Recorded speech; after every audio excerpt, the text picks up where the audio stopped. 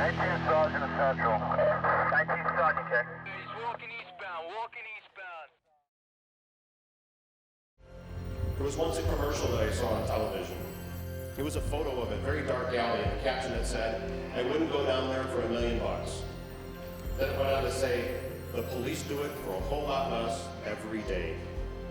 It takes courage to do what you're going to do. It takes courage to turn your sirens on and to speed into harm's way. Your training, your strategies, your tactical thinking will get you through those terrifying and intensely difficult situations that you'll face. You are the police. Police officer, Kevin J. Barrett, Department of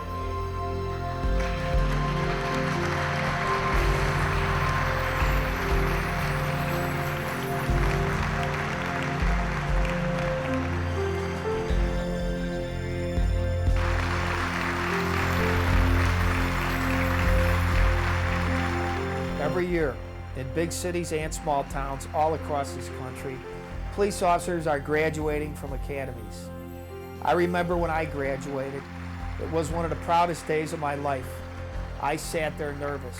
I sat there with great anticipation, waiting to hear my name called. When I walked across that stage all nervous, I was proud as could be. I felt 10 feet tall when I saluted and got that diploma. When I looked out over the audience and saw my family out there, the pride on their faces, the feeling of accomplishment that I felt, the pride that my family felt towards me was something I'll never ever forget. As law enforcement officers, we all swore to the code of ethics. We swore that we would always uphold the honor, the pride, the dignity of police officers. We swore to the code of conduct. We would never waver from being honest, hardworking servants of the community. We promised our families, we promised our departments to always be straight up and honest, to never deviate from that. The pride our families felt, the swearing in, the saying of those words, walking across that stage, getting that diploma.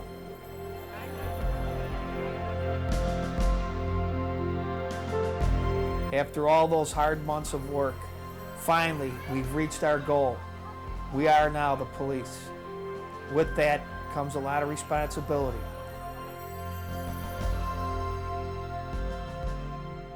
Hi, I'm Pat McCarthy. In this next training segment, we're going to talk about ethical considerations. Ethics is a topic that a lot of police officers don't want to hear about. A lot of police officers don't think they need to hear about it. But with the drug money that's out there today, the temptations that police officers are facing can sometimes be overwhelming. And we always have to be thinking about making the right choices in law enforcement. It's sad but true that every year some officers go to prison. And it's very sad to see them lose their moral compass and forget about the pride they had when they first came on this job. I want to show you a videotape that I made many, many years ago. I never dreamed when I made this video back in the late 80s that I would ever be showing it at a training program. I made this tape of a family picnic that I attended with a bunch of members from the Gang Crimes Unit. I was very proud to be a member of Gangs North, Unit 760. We were the best of the police department, the most aggressive cops. We went out after the worst of the worst. Chicago street gang members at the time were out of control. It was our job to put them back in their place. The pride that we had in that unit was unbelievable. Everybody walked a little taller. Everybody felt that pride of being a member of Gangs North. We were a very tight unit. We not only were tight on the street, but we stayed tight even after work. We celebrated Christmas with a Christmas party every year. Every summer we used to have an annual picnic. And at that picnic, we would meet the people we worked with, family members and kids. I watched these guys' sons and daughters grow up. We used to get together as families. Hi, Pat. Hey, we'll count the free and draw. Okay, ready? It's set, go. Hey, Stam. This is a family film. Keep them shorts on, all right? George, you put a slip in today or what? Oh, my day off. Oh, because I'm working with IAD today. I want to make sure. I'm on the medical. I broke my leg.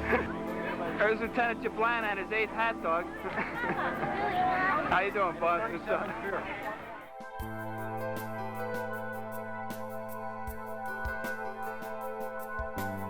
We were very, very close, not only as workers and co-workers in the unit, but we also stayed tight as families.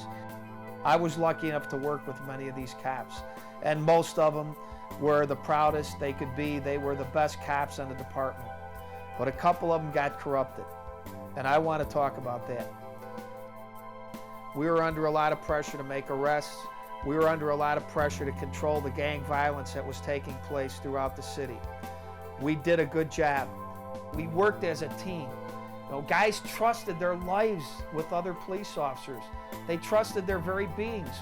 Just the fact that we trusted the people that we worked with made such a difference. And a couple of these guys that you're going to see in this video gave up that trust. They went the wrong way.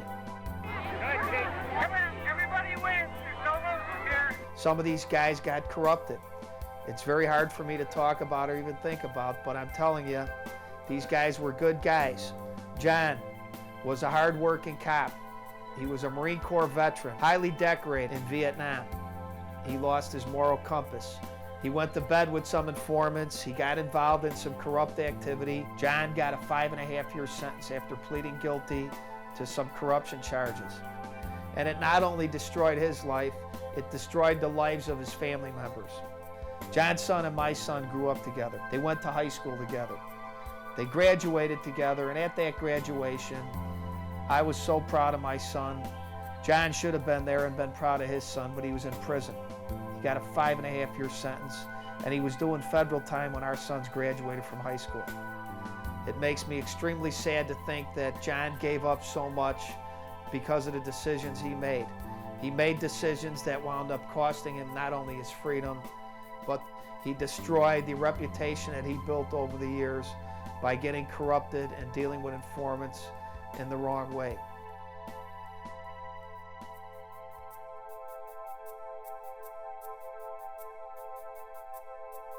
Joe was his partner. Joe was a guy that everybody in the unit knew was a little crazy. He always did weird stuff. He always acted a little out there, but nobody realized he was totally insane. He was doing things with these gang members that's hard for me to even believe when I hear about it. Joe was referred to in several newspaper accounts as one of the most corrupt cops in the Chicago Police Department history. He got corrupted. He wound up going to prison for the rest of his life. His family will never see him outside of a prison setting. He got a life sentence without the possibility of parole. He is never going to get out of jail. He not only betrayed the family, his badge, the police department, he destroyed his family. He literally destroyed his life. He forgot that what he did affected not only him, but it also affected the police department. The gang unit was reorganized because of these two officers. They literally disbanded the gang unit and reorganized it because of these two police officers and the decisions they made. You're going to be tempted on this job. We all are. You're going to be challenged. Those temptations are going to come your way. Please think of your family when they do come your way. Please think of your family and make the right choices. We have to always be thinking about the pride we had the day we started on this job. Everybody came on this job to follow the rules, be a proud police officer. But again, the stress of the job, the stresses of life just itself can sometimes be overwhelming. The shift changes, the long hours, the stresses of seeing the things that police officers have to see. Nobody deals with life's ugliness and sadness as much as the police. And sometimes drugs, sometimes alcohol can cloud that person's good judgment and can make them do things that they normally wouldn't get involved in. We have to keep our moral compass pointed in the right direction throughout our entire careers. We don't want to be tempted. We don't ever want to give up that pride, that feeling that we had when we first came on this job. It's something that we should strive to keep throughout our entire careers.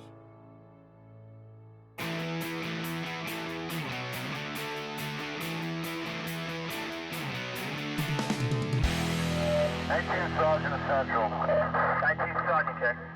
He's walking eastbound, walking eastbound.